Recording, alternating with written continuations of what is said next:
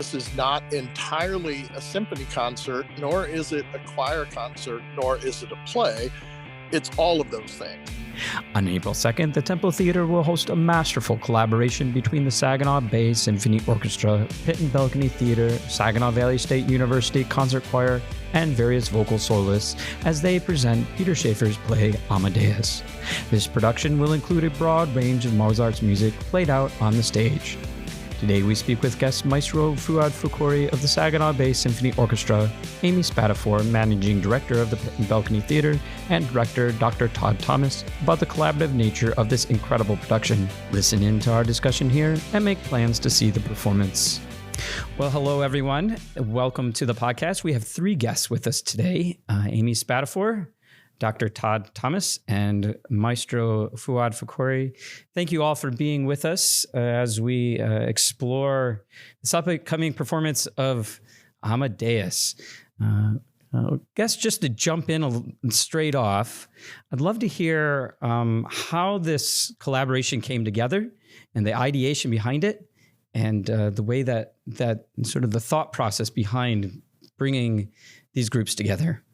I have wanted to do Amadeus probably now for close to 5 years, 6 years since I became music director of the Saginaw Bay Symphony Orchestra. This was a project that I thought would really resonate well with the community in Saginaw and the surrounding areas. It's obviously a complicated project, and Amy and Todd can speak about the complexity of having multiple organizations and multiple groups coming together to put something like this.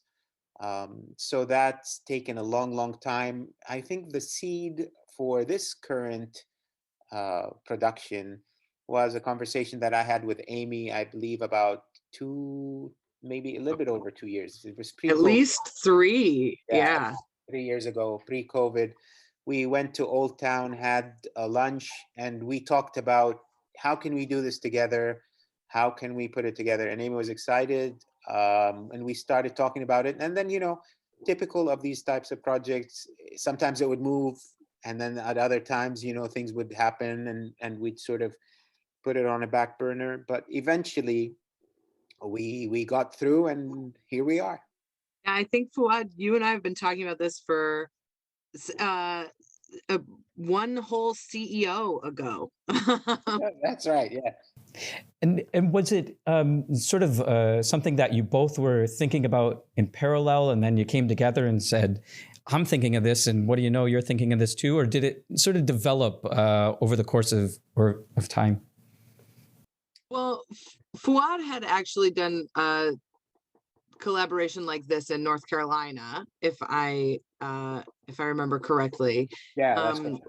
And so I think that it had been kind of rattling around in his brain for a while, and then we worked together on a SVSU concert a few years ago, and he kind of just happened to mention it to me, and of course I said yes. I think that collaboration among our organizations is important, and I think that it's a good thing for us to do in Saginaw. So we started talking about it, but I think that Fouad definitely took the lead as far as the ideation went. And then as we continued talking about it, what I kind of realized was that Pit and Balcony is a community theater, and so we deal with 100% volunteer performers, which is a different experience than the experience that Fouad had in North Carolina. And so what I was mostly excited about was showing off the talent that we have in the community. The lawyers and doctors and accountants and fast food employees that we have that are also insanely talented actors, and just do it for fun. And to bring that to the stage of the Temple is rewarding for me and my organization, and I imagine is extremely rewarding for these actors to be able to perform in that space. Yeah, I think that's a good segue to bring you into the conversation here, Todd. As the director here, tell me a little bit about what that's been like for this particular performance and how it's been maybe different than other performances or similar. I'd love to hear your thoughts on that. No, that's a great question, Thor. Thank you.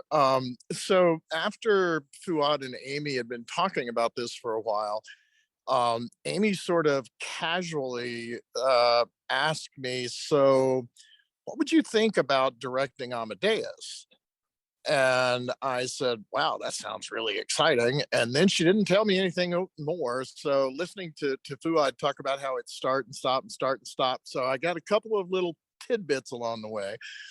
And I think in large part, I was considered for the role that I'm playing because I have both a theater and a music background. So it made this a little bit easier.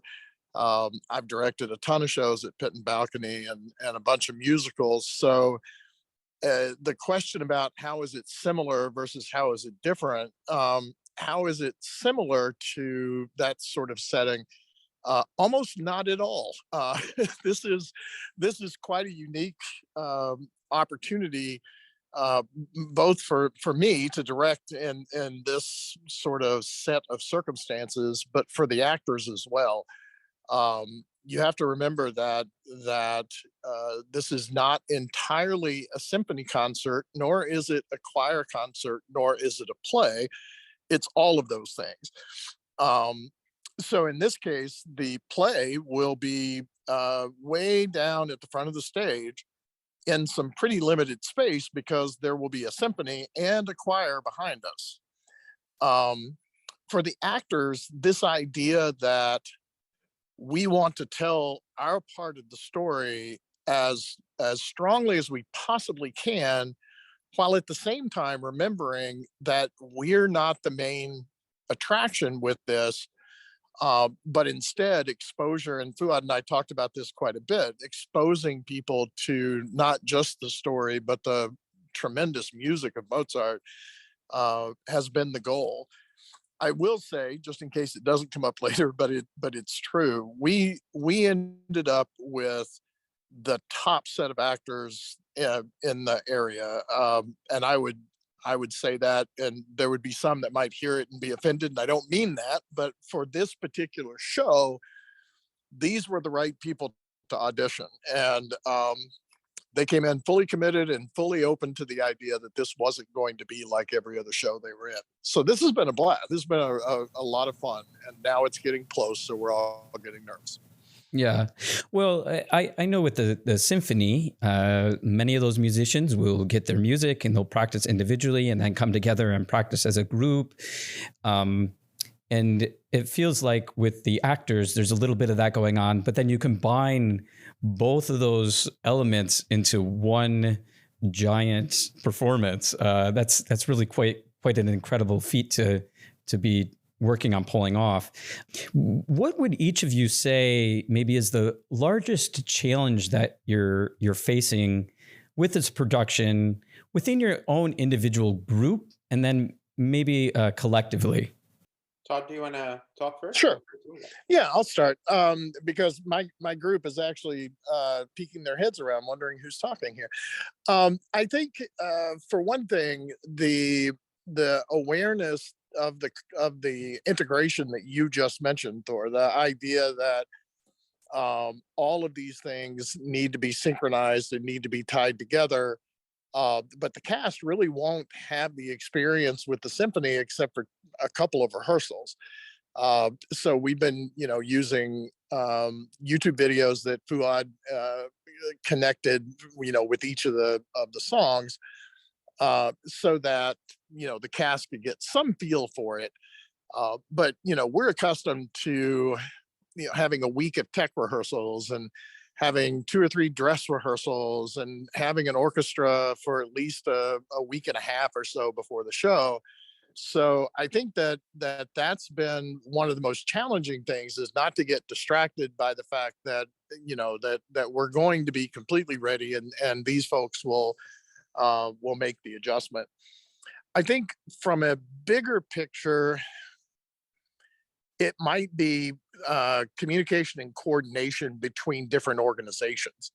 Um, and I don't mean that in a bad way. It's just that each of these organizations are very specific. They have very specific goals. And so, Amy and I and Fuad and the, leaders at the temple and the leaders in the symphony all have to figure out what each other need. I think we've gotten to a place that's really good with that, but it's been an interesting path to follow. Yeah, and I'll second what Todd said about specifically about the challenges. I think the biggest challenge that I have encountered, certainly previous productions of this, as well as I would imagine right now with this one, is making sure that when we are working towards the production, the last 3 days, when we bring everyone together, and this production obviously has the actors, has the Saginaw Bay Symphony Orchestra musicians in the orchestra, plus the choir from SVSU that's been being trained by Kevin Simons at SVSU, plus soloists from University of Michigan who will be coming in to sing parts of the opera within the play.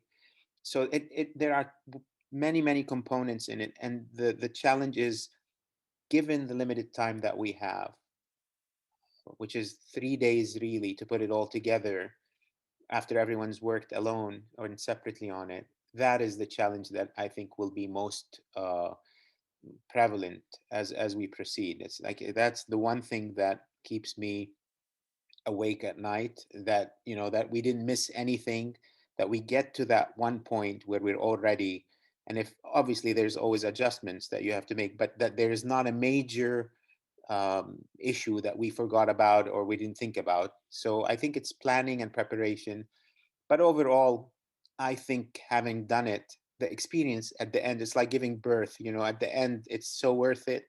Such a fun experience for everyone involved that I'm just looking forward to it. That's fantastic. Turning towards the content itself, there's something of a blending of the fact and fiction with this particular play.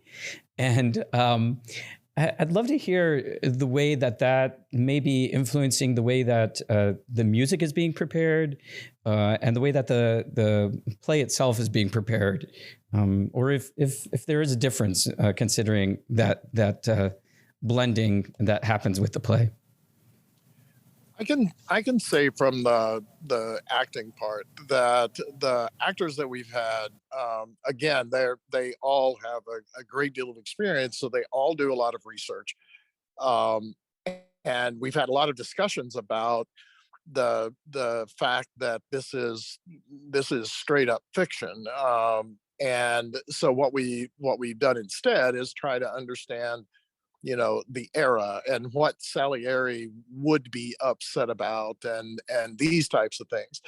I think nobody has, I mean, it helps that the Broadway play and the movie were so popular and written by the same author, that everybody is kind of familiar with um that ploy to make a story out of it.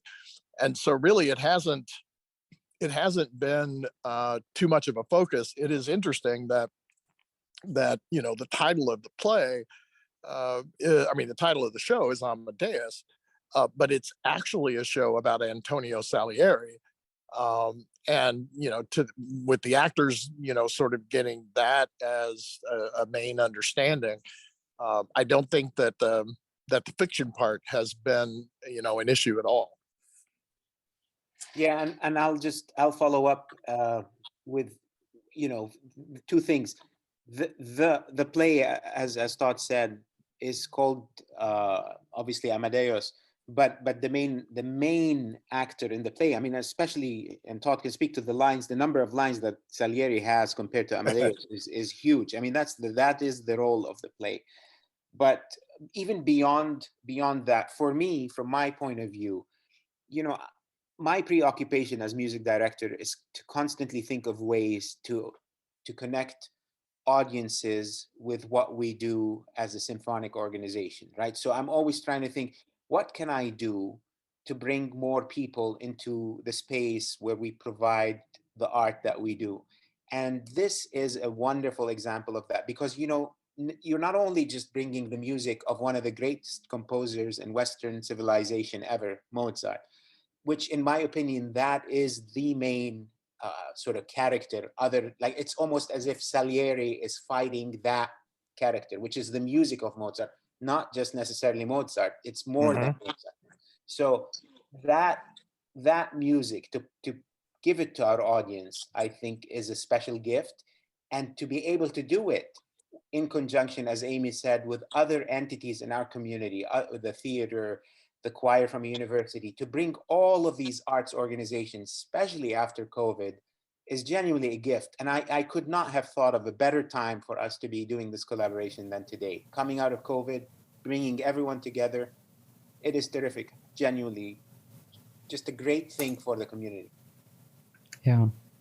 Well, we certainly appreciate the work that is going into this production on all fronts, and look forward to seeing that result of those many pieces coming together. If there was maybe one thing that you would like audiences to know coming into the performance as they arrive, what would that one thing be? And I'll let each of you just take a stab at that. I'll go. I think. Go ahead, Amy. So for me, I think that what I would like them to know is that this is a huge labor of love.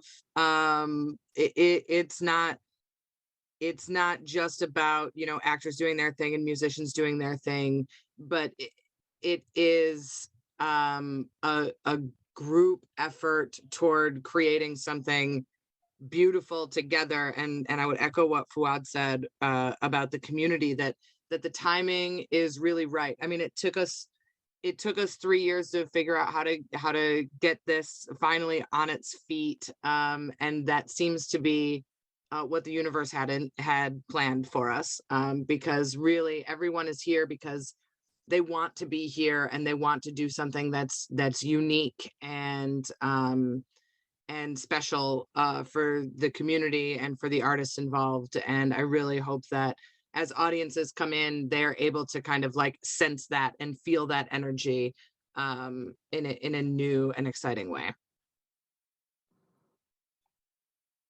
I would say just a quick reference. So Amy's mom and I happened to be at the same concert a few months ago, and it was a group that I think we both, admired. And at the end of it, we both were a little bit let down, and her mom captured it so well, because she was like, I went expecting to be overwhelmed with the music, and I just wasn't.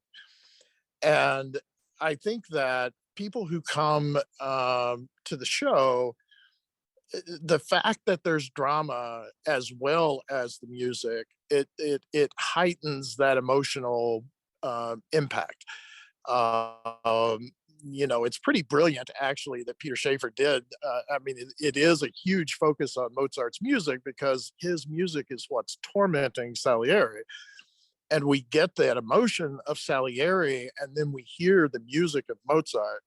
So I think, a lot of people try to get into a lot of interpretation and all of that. And I think what I would say is, come enjoy the story and just let yourself be immersed in the music, because the story is there to highlight the music. And I think that it actually brings me to tears sometimes when I think about when certain music happens with certain pieces of script. So I would say, come relax, just let yourself experience the whole thing, and don't be overly, cerebral about it. Yeah, and I would say to the audience, if there's one thing that I would want them to sort of think about before they're coming to the concert, is these types of experiences, these types of endeavors do not happen every day in our community, especially communities that are not, it might be one thing to be in a large metropolitan city, that offers a lot of collaborative experiences, artistic collaborations. But even in those cities, collaborations like this are very difficult to put on because, as it was mentioned earlier, as Amy mentioned, every organization has its own. I think Todd said that, but every organization has its own mission and its own sort of trajectory and ideas of what it should be about. And to be able to find a project where you bring all of these entities together and everyone feels that they are continuing to be honest about who they really are and about what they really do doesn't happen often. So it's a special event. It will not be repeated, and I would encourage as many people to come and attend it. I think it's going to be one of the best things that we've done in certainly a long time. Well, thank you all again for being here today and sharing a little bit of the background of the upcoming performance and the work that you're putting in individually and together. And we'll look forward to seeing the show on April 2nd. Thanks for having us on. Thanks, Thor. Thank you for listening to the Temple Arts Podcast. Please consider subscribing to the podcast and making a donation to the arts through SaginawArtMuseum.org or TempleTheater.com. This will allow us to continue to bring enriching program to Saginaw and beyond.